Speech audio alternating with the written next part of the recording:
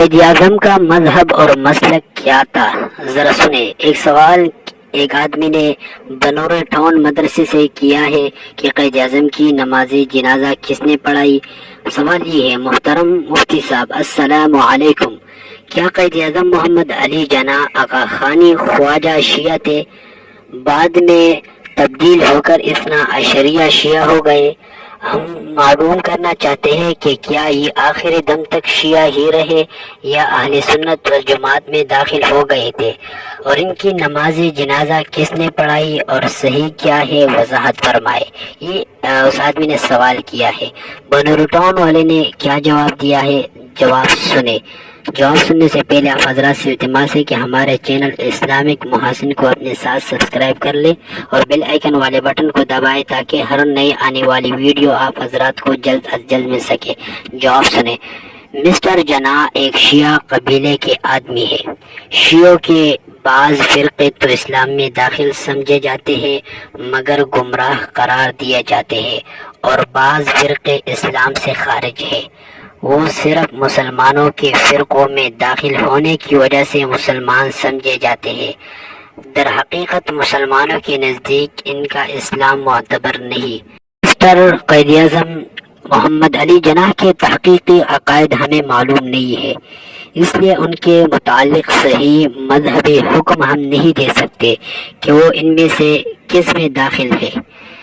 تو یہ ان حضرات نے کتنا زبردست جواب دیا، یعنی قائد اعظم جو تھا وہ عام سا آدمی تھا، یعنی مذہب کے ساتھ اس کا اتنا گہری تعلق نہیں تھا، تو ہمیں اس کے عقائد کا پتہ نہیں ہے اور اس کے وہ شیعہ تھے یا نہیں تھے تحقیقی پتہ نہیں ہے، تو اس وجہ سے ہمیں فتویٰ نہیں لگانا چاہیے۔ جس کو پتہ ہے وہ لگا لے۔ یہ بنور ٹاؤن والوں نے کیا ہی عجیب بات کہی ہے۔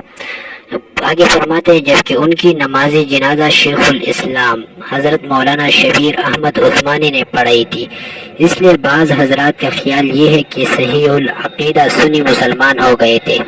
یہ جنازہ شیخ الاسلام مولانا شبیر احمد عثمانی نے اس لیے پڑھائی تھی کہ اس نے وصیت کی تھی، اور بعض حضرات کہتے ہیں کہ وہ سنی ہو گیا تھا اس وجہ سے کہ اس نے علماء کرام، بڑے بڑے علماء کرام، سنی علماء کرام جو تھے اس کے ساتھ جو ہے وقت گزار لیا، اس کو سن لیا، اس کے ساتھ جو ہے بیٹھ گیا تھا۔